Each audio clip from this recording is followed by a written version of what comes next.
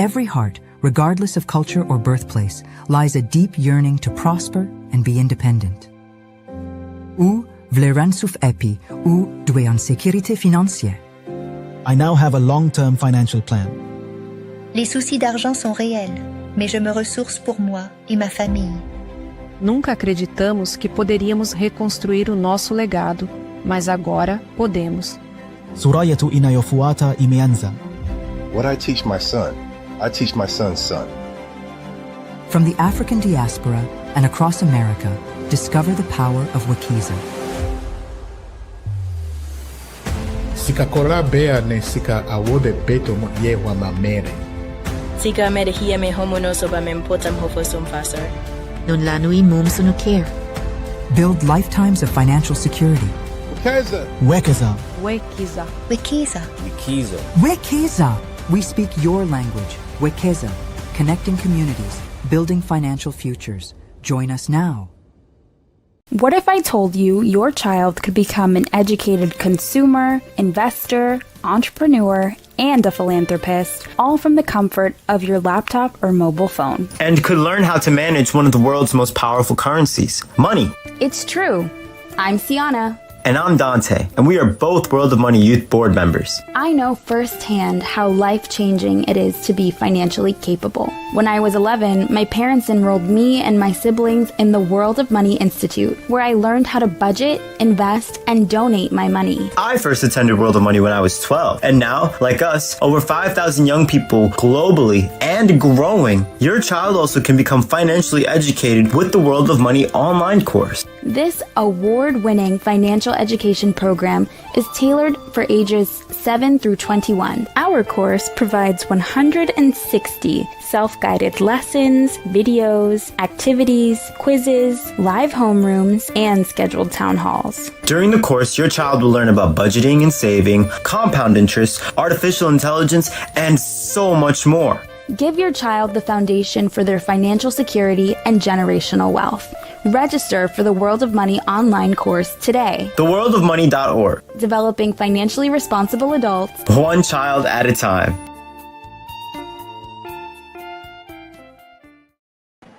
And greetings and welcome wherever you are to Planet Wekeza. I am Sabrina Lamb, the founder and CEO of Wekeza, which means in Swahili to save and invest. Investing is not just about money, but it's also about education, culture, and our global diaspora community across Africa and the Caribbean. We're always invested in each other through family, mutual aid, and entrepreneurship. And today, right now, we're going to connect those traditions with modern tools as well as language and really appreciating our own unique cultures and unified cultures throughout the planet. Today, we're joined by Konko Ba, who is going to share his insights, perspectives from a Senegalese Wolof perspective, and Nafessa Wazir sharing from Harari perspective from Harari, Ethiopia. So let's bring them to the stage. Welcome, Konko and Nafessa. Hello. I'm so glad to be here. Hi, Sabrina. Thank you very much for having us. I'm very flattered and honored to be on Planet Wekeza. And really, I hope we're going to get into some engaging conversation and looking forward to my peer, Nafessa, as well, and the conversation that we're going to build on today. Thank you for having us. You're very welcome. So let's have a little bit of fun with a true false questions, the answer to these true false questions, rather. You've sent money home and the recipient used it for something completely different than what you intended. True or false? True. True. Okay, you've been asked to explain American financial concepts like credit scores or 401k plans to family back home. True. False. True or false? You've ever had to negotiate the price of something in your native language while your American friends watched in amazement? True. True. True or false? In America, do you find yourself bartering for in exchange for goods and services? And is that the kind of culture in Ethiopia and Senegal? True. No. False. Okay. True or false, your parents or grandparents have given you money advice that would make a Western financial advisor either be inspired or cringe. True. True. And what was that? What was that advice? My grandfather used to say, never spend more than what you have. Basically, no credit. Did not believe in any type of credit at all, or leveraging credit or debt. Nafessa? Yes. So I would say that it's the same in Ethiopian culture as well. It's pretty much a very strong emphasis on saving rather than investments or anything like that. You know, credit is a uniquely Western concept. It wasn't really introduced in America to maybe the 1950s, and certain racial groups were actually excluded from being able to have credit. So it is relatively new. True or false? You've ever been to the bank for family or friends because you live in America, or actually you're considered the bank because you live in America? True. Nafessa, are you considered the bank? One of the banks. I mean, I think it's just that kind of prosperity or, vision that I guess people that are still back home have for themselves. So when you do make it out, you're kind of seen as that bank per se. Final true or false? You have experienced sticker shock when you're comparing the cost of something in the United States versus back home in Senegal or Ethiopia. True. True, but I want to say it this way. Mm-hmm. The sticker shock actually came, in my opinion, of the price in Senegal of a similar item found here in the U.S. So it would not have been what I expected, but that is the sticker shock I often see. Excellent. So let's talk about identity and origins. We've all immigrated from someplace, no matter how long our families have, or we've been here, or our families have been here. But in your native tongue, what is the word for home, and spiritually, where is your home? And if you could say that, introduce that answer in your native tongue, Wolof or Harari.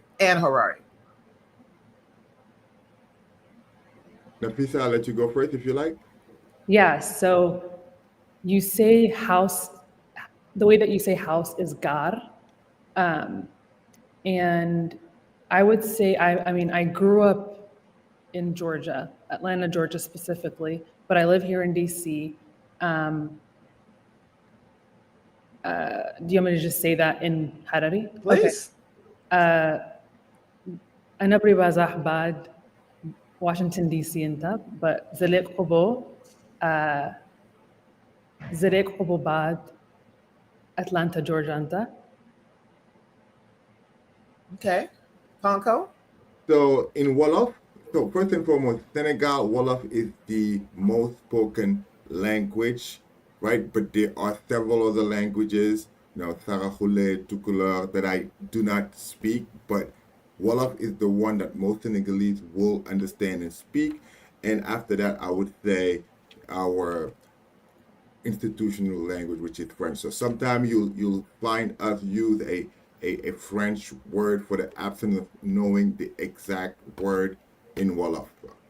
In my case, because I may not be the most proficient in Wolof, even though I was born in Moscow, but I grew up a little bit all over due to what my parents did for work.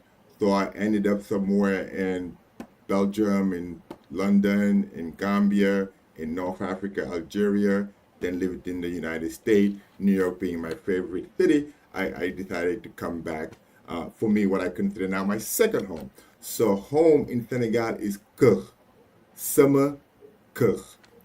And also the head of the household is called the borom kër, the owner of the home. So it's really a pillar in our society. It's really where you find refuge, comfort, security, prosperity, and it's an extension of your values. So it is really, it embodies all of that when you say kër and when you say sama kër. Wala suñu kër, wala suñu waa kër. That's our family, the people from our home, from where we come from, with our values. So that is really a profound meaning that transcends, just your traditional where I rest my head. Beautiful. And what is the word for money in your respective languages, and how does it relate to the word for home? So I'll say there's about 80 different languages in Ethiopia. I speak one of them, and the majority spoken. Oops, sorry. Go ahead. No, go ahead. Go ahead. The majority spoken language is Amharic. So I'll say it in Amharic and then I'll say it in Harari. So the way that you say money is mahalak, and the way in Harari, but then the way that you say money in Amharic is ganzab. So I would say that, sorry, what was your follow-up question? How does that word money relate to the word home? And as Konko said, in the Wolof language, that relates to refuge. He used the word refuge. How does that money relate to the word refuge? Can we come back to me? Yeah, and if there's no word, which I feel like is really interesting for that, that's illuminating as well. So absolutely, you can always come back to that. So if you would talk about how did the discussion of money, what was the framework for money in your respective either family or community or culture? And actually in the Wolof tradition or the Senegalese tradition, family and in Ethiopia as well, are you considered your nuclear family or the collective family? How is your family model framed? Collectively, extended niece, nephew, and everything, and everyone centers around that home? Or is it nuclear, your mother, your father, and then your brothers and sisters? So I could lead this one. So for our home, I would say the nuclear family, right? My mom, my dad, my siblings constitute our home, suñu kër, right? But suñu waa kër, the people from our house, is our extended family. So my uncle's home, right, is part of our home. My aunt's home is part of our home. So it's very frequent that for the afternoon we will be left in our our aunt or uncle's home to spend the afternoon and be with my cousins, and that's our home as well. So even though physically they may be located in different vicinity, is still part of suñu kër, our home. And just to interject, I know I did not address the point of money, which is xaalis. So money is defined as xaalis in our culture. And xaalis is something that is important but not spoken about. So for instance, like my mom may never know how much my dad earned, right? We may never know what my dad earned. He will never share it with us. We may not even know how much it pay rent or the bill or whatever. But it is understood that it is his responsibility and it's almost out of respect and discretion that we will not even address these issues openly, to be quite frank. So Khalis, even though it is an important mechanism and tool to satisfy our needs and things, it's still spoken of a little bit as a taboo subject, especially when younger people are around or people that are not very close to the family. It's really kept to the boromke. So the boromke, that person is really the one managing the money, paying the expenses, knowing exactly what the financial situation of the home is truly. His role or her role is to make the sense that we are not lacking anything. So no matter what family you are, right, there are certain things that are expected. For example, at least at the time when I grew up, your 3 meals will be served. And it's almost similar in each family, right? We almost have the same clothes. So again, Khalis and home is dedicated to this boromka, right? The one who sits on top of the family, the matriarch or patriarch, and then it's not really spoken about, to be quite honest, in detail. Love it. Nafessa. Yes, I would say that the home extends to everybody in the neighborhood. Like when I think about every time I visit Daradoa or Harar or Addis Ababa, everyone's always looking out for each other, regardless if it's just your neighbor. We're always, keeping abreast of whatever issues they're having. If there's a funeral, if there's a community event, if there's a wedding, it's always seen as a collective community engagement. It's not as separated as it is for like here in America. So what are the expectations? Let's say that, because it's Konko, as you've said, that it's almost a taboo subject. It's not discussed with the children. So how are the children expected to thrive financially if they're not taught how to manage money? And this subject actually permeates throughout the African diaspora. So we'd love to hear your insights. How are children, when they become, they go out into the world, they go to university, what have you, how are they supposed to know how to manage money if it's not permitted to discuss in family? Okay, so I could speak for me, right? The emphasis to the children or the young adults is via education in lots of time, in my particular circumstance, right? So the money issue is gonna solve itself in a way. And there's also a saying, right, that money, Khalis, is just here to satisfy needs. So that this point is important to me in a way that if you have a need today, right, it's almost my obligation to satisfy that need because I don't have that need, and the money that I have, right, is to satisfy a need. So the concept of saving is secondary or even behind secondary, right? Because and if your extended family is your extended family, well, you could see quickly how you could spend a big portion of your time, for us anyways, abiding to that principle is like money is really worthless if you cannot satisfy a need. And when we say a need, when I say a need here, it's mostly an immediate need. Not a need to save to buy a home for yourself, not a need to save to buy a car for yourself, not a need to save to buy stocks or right for assets that will appreciate financially, but an immediate need. Okay, Nafessa.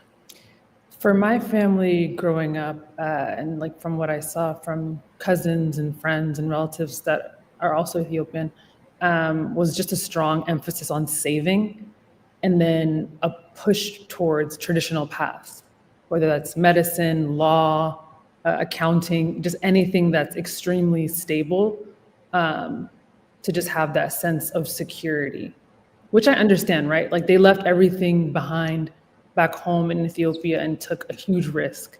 So it's like when you come here, do the right thing, unquotes, like do the right thing, and that right thing being following that traditional path. Thank you very much. So what is the expectation financially to remain, how do you remain connected, actually, first of all, beyond money and then together with money? What is the expectation in terms of your connection with your homeland or your family, your community back home? I can start this one. So there's actually a nonprofit organization that my community started about 30 years ago. And basically we host it in different parts of North America. And it's basically a week-long events that are like a culture day. And it's basically, there's various events and it depends on the year. But this is just to keep us all together. Obviously, because the majority of us are here in the States. Konko? Right. Yeah, and before I answer that question quickly, my perspective earlier about how I've learned about money or what my expectation is really for my family and my experience. But the same subject could be asked to somebody, the same question could be asked to someone else whose family are, let's say, jewel makers or they merchant, right? So them intuitively, they've thought to save, to buy, to sell, to resell, to stock, to inventory. So my experience is different than a lot of other experiences that other Senegalese people may have. So I just wanted to clear that out, that our emphasis in our family of education and that it's going to resolve itself is really my experience and maybe my closed network experience. But we have, groups of people who actually their specialties would be in business or in a certain trade, and they will have a different perspective, and they will probably you'll find that they probably are the wealthiest group in our country than unfortunately the other group, just because they I would, in my opinion, they may be more practical and more aware of money and have thought of money earlier in their childhood. So to answer your question now in regards to the expectations, right? It is, from my experience, once again, is that duty, responsibility, right, to provide anyone who may have a need that I already have satisfied, right? So my instinct would be that if I were to be home, right, to look out for, it could be friends, that maybe wasn't fortunate enough, because I didn't do anything to deserve to have what I have in the way that I look at it, right? It's the stars, it's God, it's luck, it's whatever you want to call it. So it is my responsibility, my point of view, that it is still my obligation, right? And to the younger generation, I also have that responsibility, right? That I feel that whatever I could do to ease someone's, I could give you an example, right? Someone's family to be able to have their son or daughter get to school safely and commute, and I could do something, and that could be so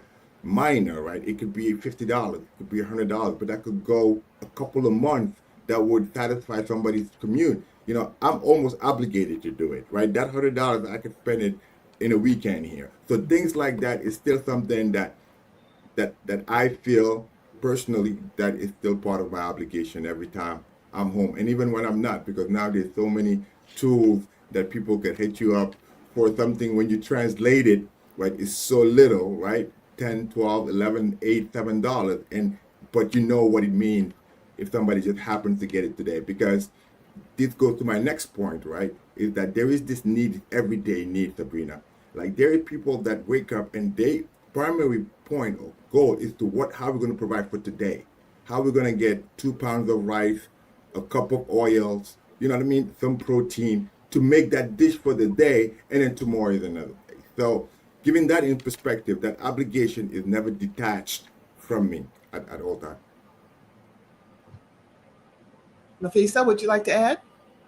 Yeah, I would say, there is an expectation that when you do go back home, there is, you are coming with something. Like the same way here in the States, if you're coming to visit somebody's home, you're not going to show up empty-handed, right? So, when I visit my grandparents, I do bring, money back, because it's like, you're letting me stay here for essentially free for a month, or, the summers that I grew up here. And specifically for my grandma, she's the one that taught me my language.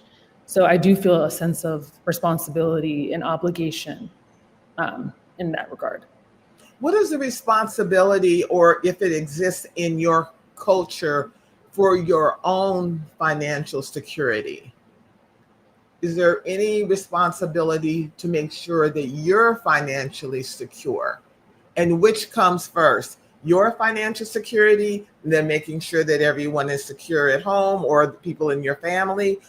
Is there, or has to happen in together?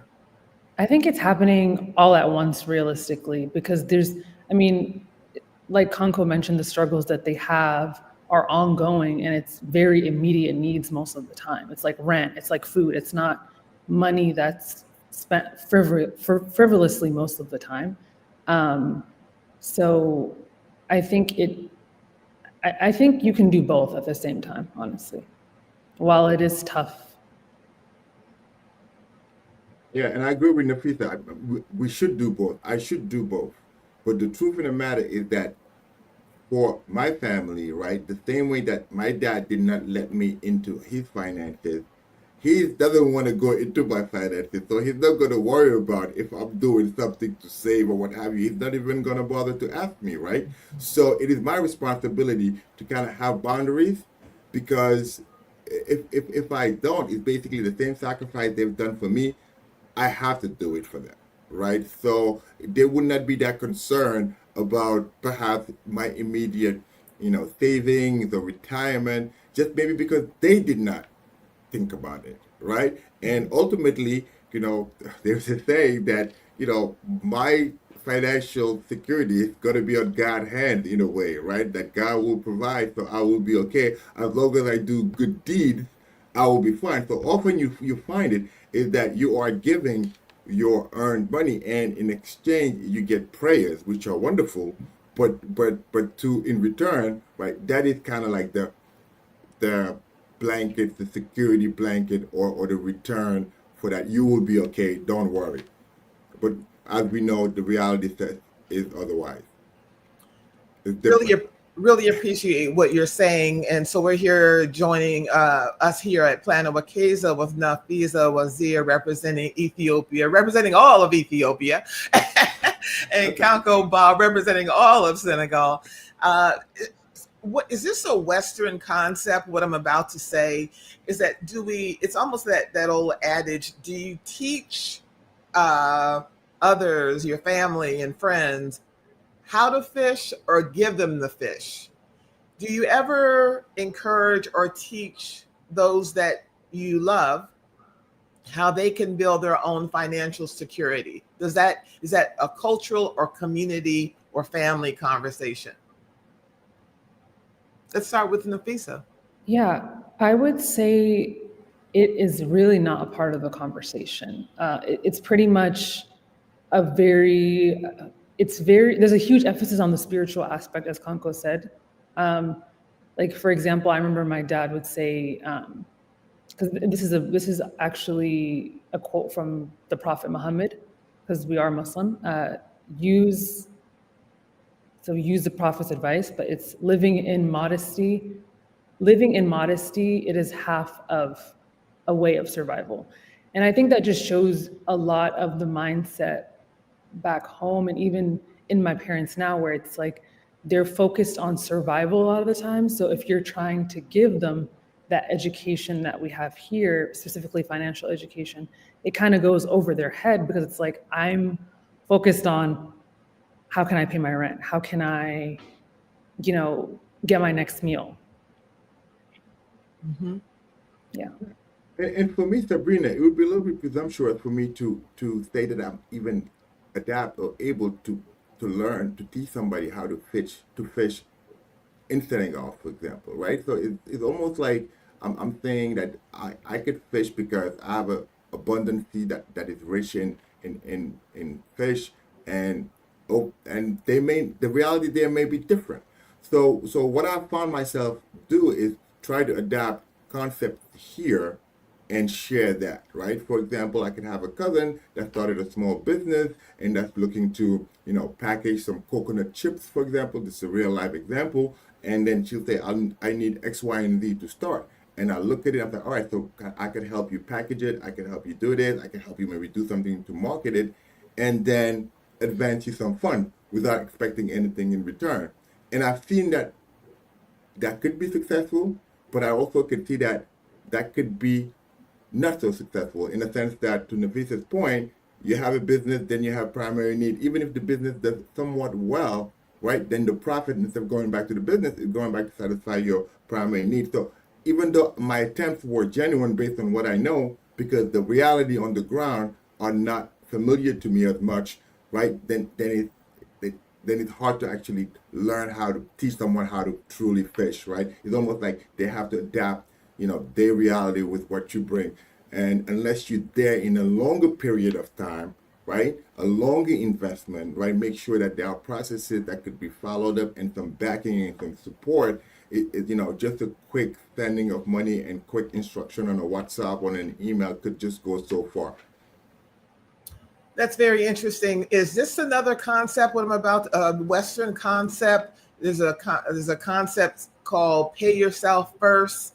How would it be perceived if a family member asks you for $50 and then you say, "I will give you the $50 if you say $5 of the dollars"? How will that response be perceived? I think I could start with that one. It's almost that person is going to say, you're going to either give me money or don't give me money. Don't tell me what I'm going to need to do with it. Straight up. That may be like their first instinct, right? Because I don't know if they're in a position to save. Because again, we're talking about a daily need that someone needs to satisfy, right?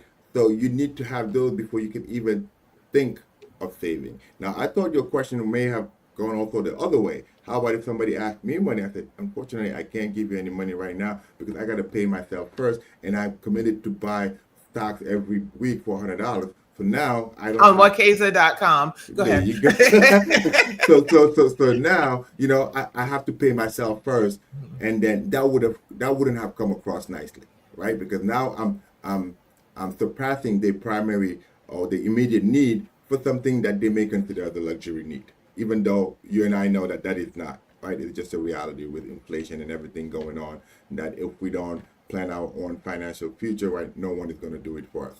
Mm-hmm. Nafessa.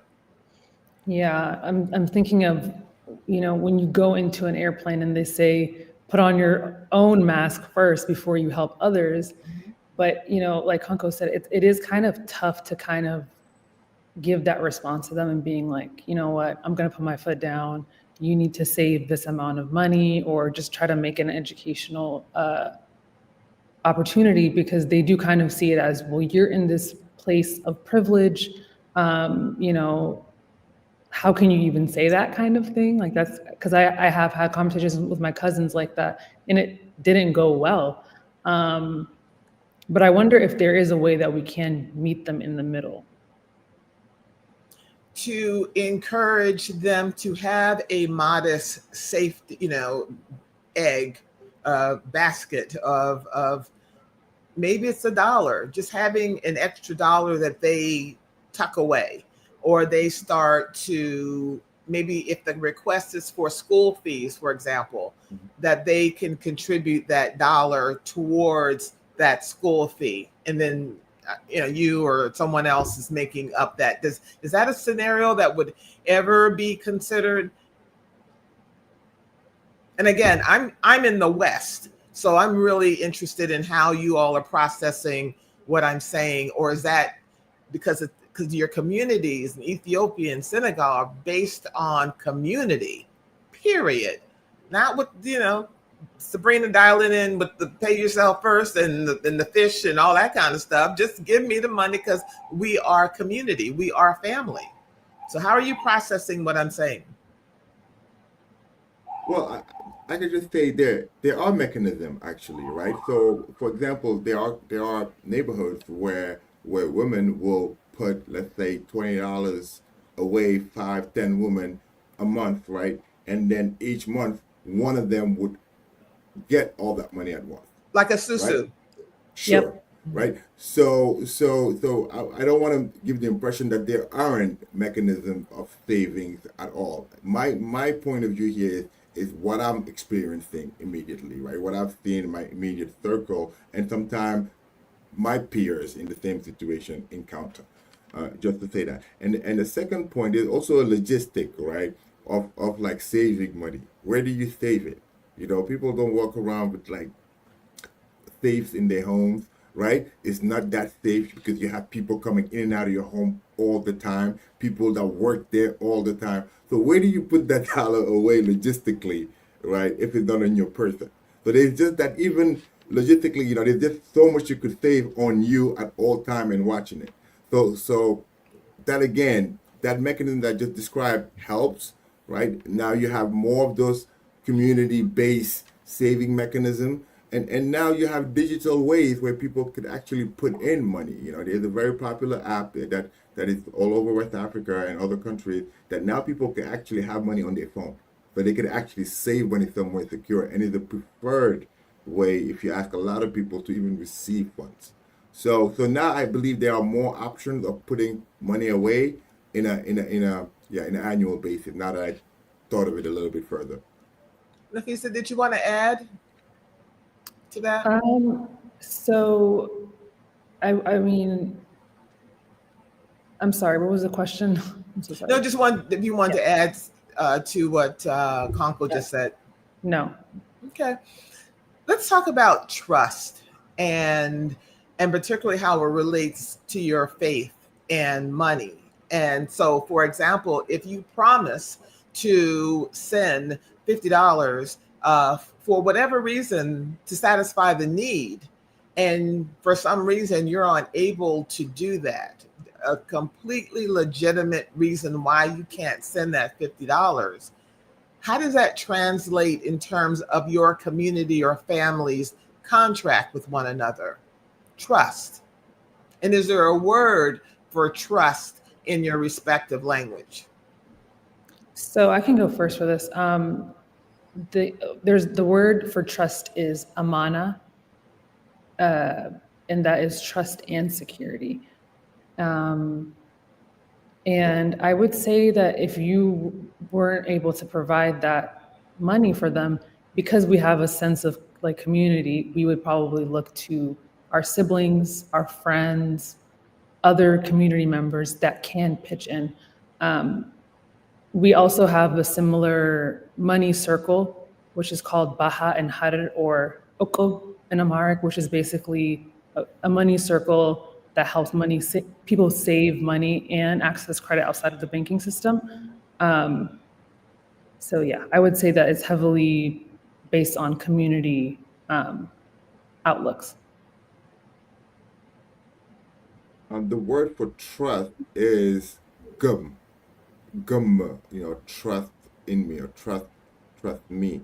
And in that scenario, right, I guess I'm going to go ahead back to one piece of advice that I got from my parents as well, is always try to commit to half of what you can, right? So that would already put you in a position where you won't have to do that. So if I could give you $100 a month, if I were going to commit to something, let me commit to 50 or 25. So that I know at the least I won't have to face you and say I cannot get you to 25, because then the impression could be I changed my mind, right? Because it shouldn't be that big of a difference if you committed at some point, unless I have to not explain it, right? And I would have to explain it in detail, right? Like my spouse needed X amount or Y amount, and that's why this month I can't do it, or this happened this month.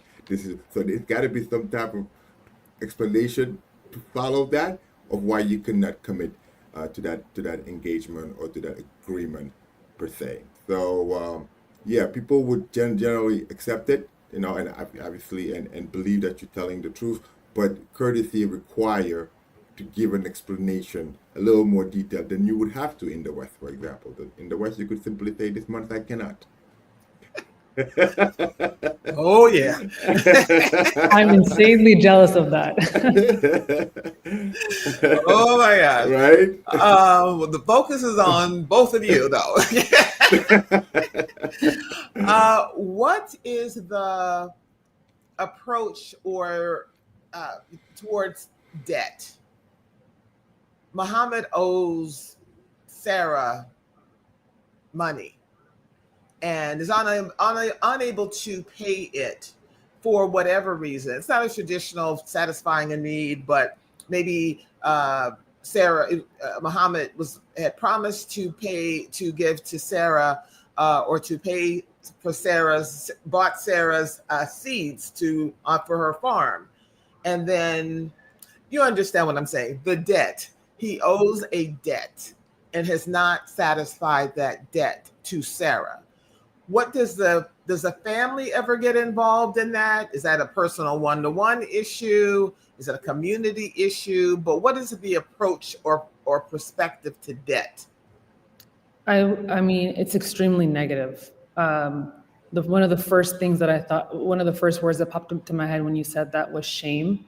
And I guess to avoid that shame, it would be viewed as a community issue to solve Sarah's debt immediately, like getting it from somewhere, working harder if you have to, borrowing the money from somewhere else to make the issue go away.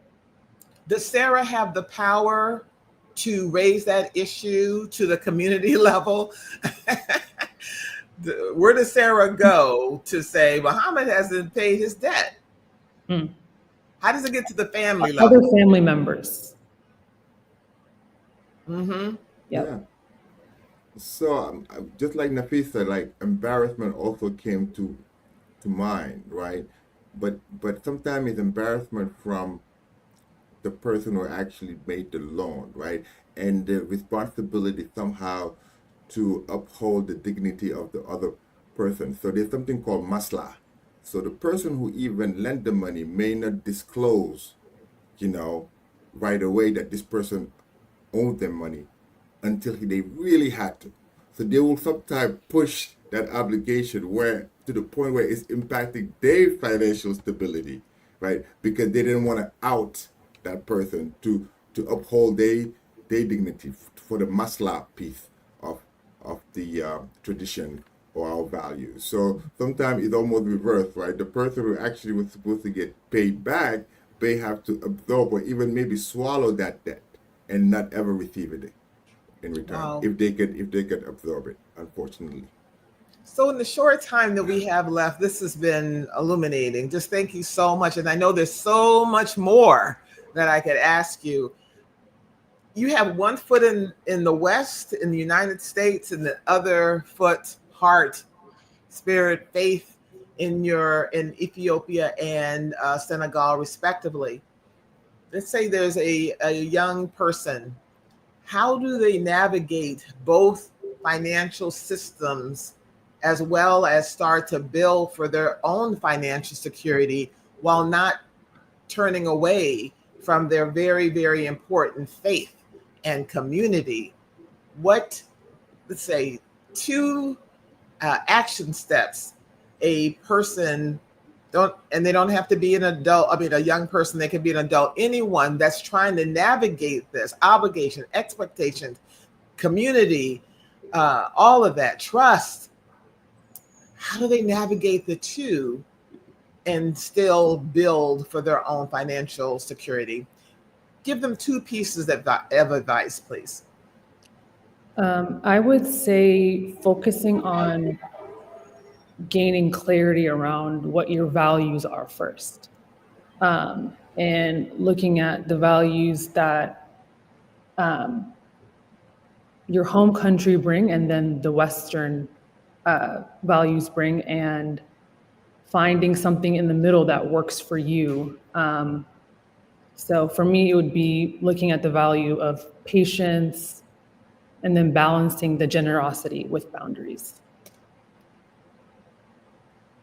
I would say, take care of your overall health primarily, because without your physical, mental, and spiritual health in a country that is not yours, your ability to be useful to others will be limited.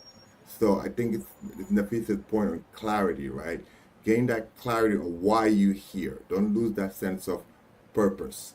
And the second is take care of your mother and father first, right? Before you try to take on more responsibility than you can. Because there's a thing, and unfortunately I know, or I only know the thing in French, la charité bien ordonnée commence par soi-même, right? Like donation or charity, well organized, starts with yourself first.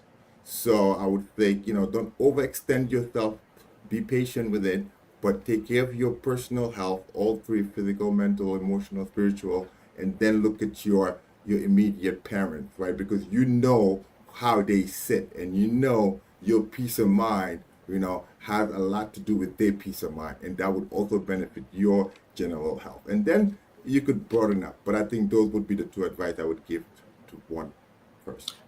Final question. Is there anything I did not ask you that you would like to say?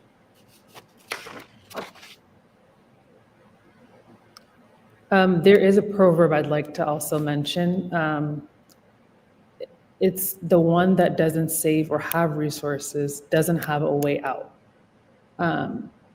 Sak zelela ugam ela, meaning, you literally don't have a way out without resources or money. So there is a strong emphasis on gaining those resources, even if that does mean, unfortunately, leaving your home country to hopefully give back.